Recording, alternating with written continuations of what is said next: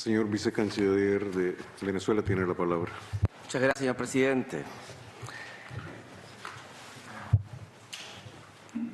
Antes de comenzar la intervención, quisiera entender, para que se entienda lo que voy a decir, que esto está dirigido más que a los estados presentes, muchos que son amigables, otros no tanto, al público en general y sobre todo al pueblo de Venezuela, que está pendiente de esta decisión y tratando de explicar cuál es la posición de Venezuela ahora y hacia el futuro. Es decir, es más nuestra intención de usar este puesto como una ventana ante el mundo y nunca, como ya rechazamos esta sesión, de tratar de explicar nada a los que están tratando de agredir a Venezuela acá.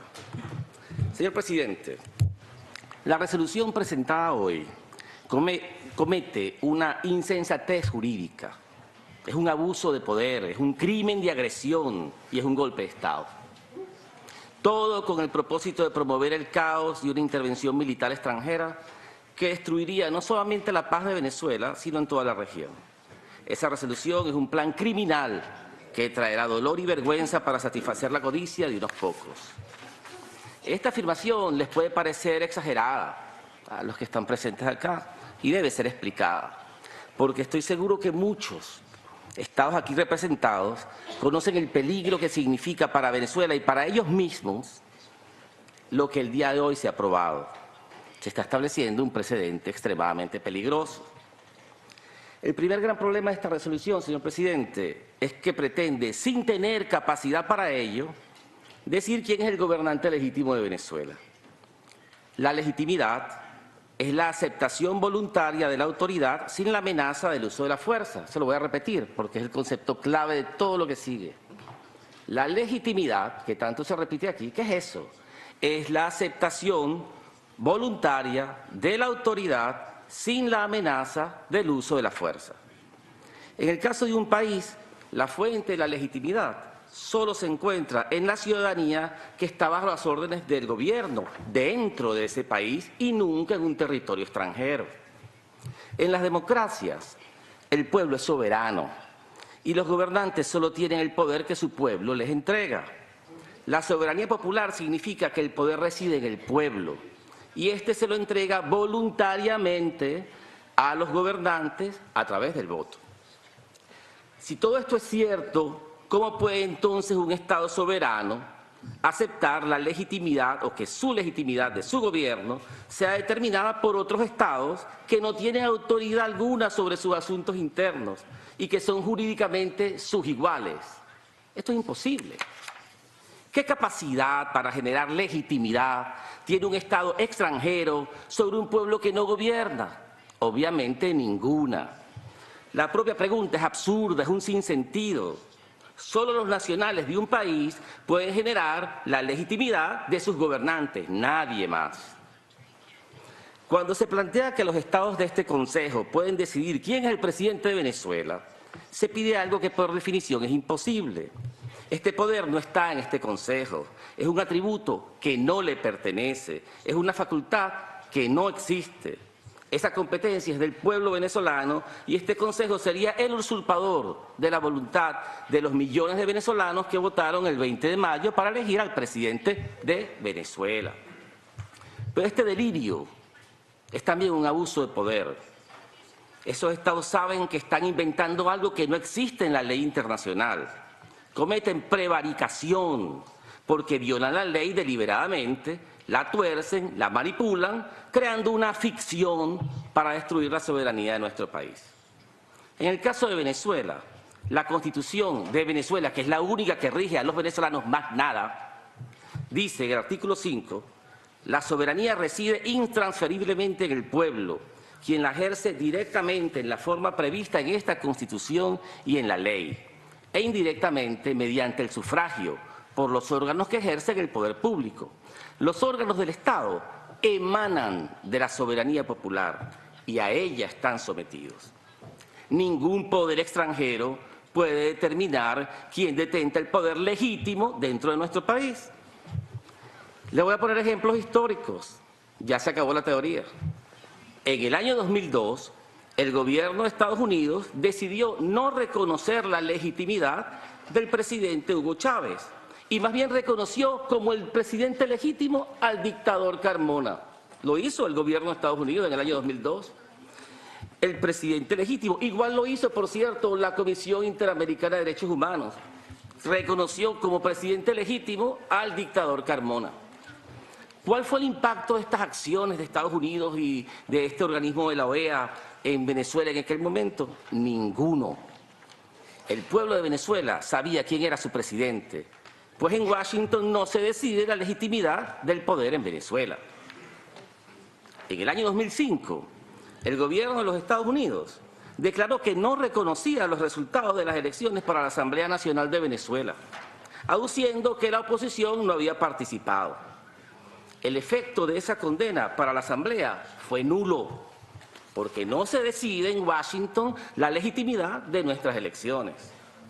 En el año 2013, el gobierno de los Estados Unidos no reconoció el resultado de las elecciones para la presidencia de la República. Aquí está, tengo un apoyo. El año 2013, Estados Unidos no reconocerá las elecciones en Venezuela. Del presidente Nicolás Maduro, no las reconoció como lo está haciendo hoy. Y el resultado de ese no reconocimiento de nuestras elecciones fue nulo, porque en Washington no se decide la legitimidad de nuestras elecciones. Este año 2018, el gobierno de Estados Unidos hizo lo mismo y el resultado debe ser igual. En Washington no se decide la legitimidad del poder de Venezuela. El despropósito es tan grande que ahora un grupo de países se atreve a declarar a unos señores que se reúnen en Miami como el Tribunal Supremo Legítimo de Venezuela. Esos señores en Miami son la máxima autoridad en materia judicial en nuestro país y son los que deciden los conflictos entre los poderes públicos venezolanos y son quienes interpretan la Constitución de Venezuela. ¿Ustedes creen que nuestro pueblo acepta voluntariamente la autoridad de esos señores en Miami? La pregunta ofende. Pero esa es la supuesta capacidad que estos países creen tener sobre nuestro pueblo. Ellos creen que pueden imponernos un gobierno títere desde Miami. No hay ley internacional que pueda sostener esto, solo el desvarío de un grupo de estados forajidos que pretende pisotear la voluntad del pueblo venezolano. La potestad de administrar justicia emana de los ciudadanos y ciudadanas y se imparte en nombre de la República por autoridad de la ley. Promover a un grupo de usurpadores en Miami como un tribunal supremo es cometer un golpe de Estado contra la República Venezolana. Este grupo de países lo hace impunemente, temerariamente. Lo mismo quieren hacer ahora con la Asamblea Nacional. Ya no solo creen que tienen el poder para deslegitimar a un presidente, ahora tienen un poder para relegitimar desde el exterior. Todo es tan falso, todo es tan insultante, tan primitivo, como es peligroso y criminal. Su manipulación jurídica y política pone en peligro la paz de Venezuela. Señor presidente, el segundo problema de esta resolución es que quiere doblegar la voluntad del pueblo venezolano a través de la coerción, de la extorsión. El artículo 20 de la Carta de la OEA afirma: ningún Estado podrá aplicar o estimular medidas coercitivas de carácter económico y político para forzar la voluntad soberana de otro Estado y obtener de éste ventajas de cualquier naturaleza. Las Naciones Unidas todos los años condenan las medidas coercitivas como violadoras de los derechos humanos, de la soberanía nacional, de la autodeterminación de los pueblos y de toda norma de derecho internacional. Sin embargo, la resolución contra Venezuela propone abiertamente castigos y agresiones dirigidas a fragmentar y a debilitar los tres pilares de todo Estado, como son su población, su gobierno y su territorio. Los Estados Unidos han propuesto un programa de asfixia económica contra nuestro pueblo, con el propósito de que el sufrimiento colectivo se manifieste en caos social. Esta agresión criminal cuenta con el apoyo de la Secretaría de esta organización y de un grupo de países. Al máximo daño provocado lo llaman crisis humanitaria y pretenden aparecer como salvadores de una situación creada por ellos mismos. El proceso de destrucción económica es celebrado en Washington como si fuera un triunfo y usan al pueblo venezolano como un rehén para doblegar la voluntad de nuestro gobierno.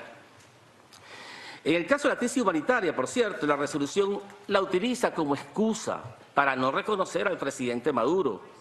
Y ahora yo les pregunto, hace 2 días, el presidente de los Estados Unidos declaró una crisis humanitaria y de seguridad en la frontera sur de su país. Y hoy mismo está viajando a ese lugar para justificar la construcción de un muro. Eso quiere decir que este Consejo va a aceptar que se desconozca a los gobiernos del sur de la frontera porque el presidente de Estados Unidos declaró que había una crisis humanitaria en esa región. ¿Es que acaso no entienden que el lenguaje que se usa contra Venezuela es el mismo que se emplea contra estos países, contra los latinoamericanos todos, para discriminarnos y humillarnos? ¿No se dan cuenta que ese mismo lenguaje se usa como arma? Lo que hacen ahora con nosotros lo hacen también con ustedes. Se trata de un caso de divide y vencerás. Y eso es lo que venimos a denunciar. El proceso de demolición de la República pasa por todas las operaciones clandestinas de subversión que intentan producir un golpe militar violento en Venezuela. Yo no estoy paranoico, aquí está, señores, el New York Times, 9 de septiembre de este mismo año, prueba cómo el gobierno de los Estados Unidos se reunió en varias ocasiones con militares venezolanos para derrocar al gobierno constitucional de Venezuela por vía de la fuerza. Lo probaron ellos. El propio presidente Trump lo afirmó luego. Dijo públicamente que los Estados Unidos apoyarían un golpe militar en Venezuela. Hoy hay un comunicado del gobierno de Estados Unidos llamando al desconocimiento del presidente Maduro y a la insurrección. Los llamados a golpe de Estado tienen eco en la secretaría de esta organización, la cual repite fielmente las instrucciones dictadas por el gobierno de los Estados Unidos, contrariando así toda ley internacional, su obligación de trabajar por la paz y su integridad como funcionario internacional. Señor presidente, la Corte Internacional de Justicia, la máxima autoridad mundial, no hay otra corte más importante en el mundo que esa, la Corte Internacional de Justicia, dictaminó en 1986 que no existe en el derecho internacional un derecho general de intervención para apoyar a la oposición política dentro de otro Estado. Eso no existe. Incluso reconocer como representante legítimo de un pueblo a solo un sector de la oposición constituye una violación del principio de no intervención en las relaciones internacionales. La Corte decidió esto, que todavía está vigente, nada más y nada menos que en el caso de agresión de los Estados Unidos contra Nicaragua. Esta demanda la ganó Nicaragua y hoy quieren hacer lo mismo tanto en Venezuela como en Nicaragua. El intento de magnicidio perpetrado el 4 de agosto de 2018 fue un hecho tan notorio y criminal como fue ignorado en esta organización. Sus promotores son protegidos dentro del territorio de los Estados Unidos. ¿De qué se trata esto? Se trata de toda una estrategia para disolver la personalidad del Estado, para fragmentar los poderes públicos, para debilitar la gobernabilidad de la nación y para destruir la paz social. Es la estrategia del caos, es la estrategia de la destrucción. El artículo 19 de la Carta de la Organización de Estados Americanos afirma: ningún Estado o grupo de Estados tiene derecho de intervenir directa o indirectamente, y sea cual fuera el motivo, en los asuntos internos de cualquier otro Estado. El principio anterior excluye no solamente la Fuerza Armada, sino también cualquier otra forma de injerencia o de tendencia atentatoria a la personalidad del Estado, de los elementos políticos, económicos y culturales que lo constituyen. Señor presidente, en total violación de este artículo, llegamos ahora al punto más grave de todos, que es la amenaza final, la amenaza de la guerra. Así lo expresó el propio presidente de los Estados Unidos, así lo expresó el vicepresidente de los Estados Unidos, así lo dijo públicamente el director de la CIA y el embajador de los Estados Unidos acá, lo expresó en un programa de radio, así lo expresó el embajador de Colombia en Washington, y así lo expresó el actual vicepresidente del Brasil, quien anunció ya que va a haber un golpe de Estado en Venezuela y que Brasil va a poner sus fuerzas militares como fuerza de paz interviniendo dentro del territorio venezolano. Ya lo dijo.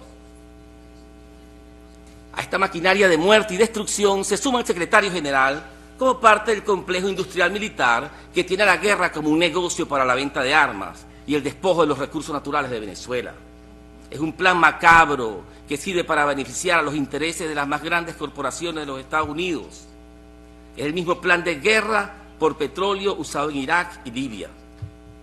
La asfixia económica, que por cierto el secretario general también se la propone a Nicaragua, públicamente dice que hay que asfixiar económicamente a Nicaragua.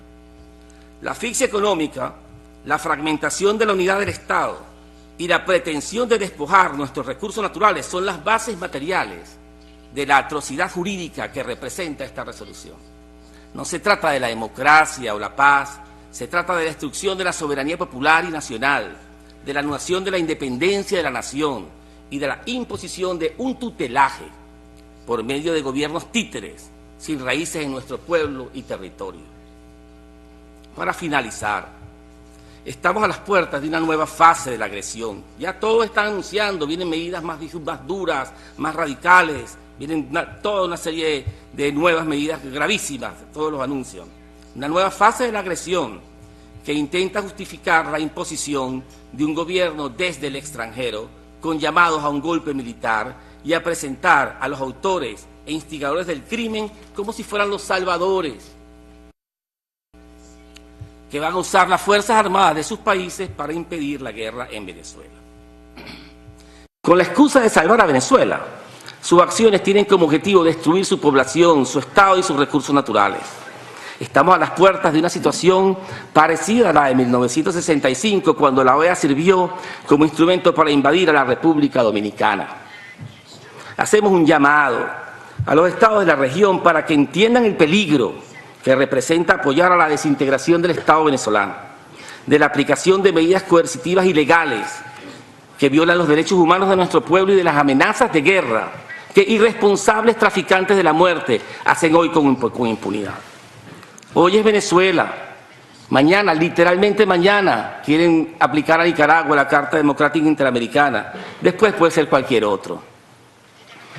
Para finalizar, hacemos un llamado a nuestro pueblo venezolano, a él es que nos dirigimos ahora, a mantenerse unido en esta hora peligrosa.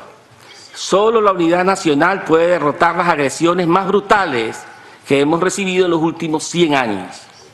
Hacemos un llamado a todas las venezolanas y venezolanos, de todos los partidos y de todas las creencias, a defender nuestra soberanía, nuestro territorio, nuestra independencia y sobre todo nuestro derecho a la paz. Muchas gracias, señor presidente.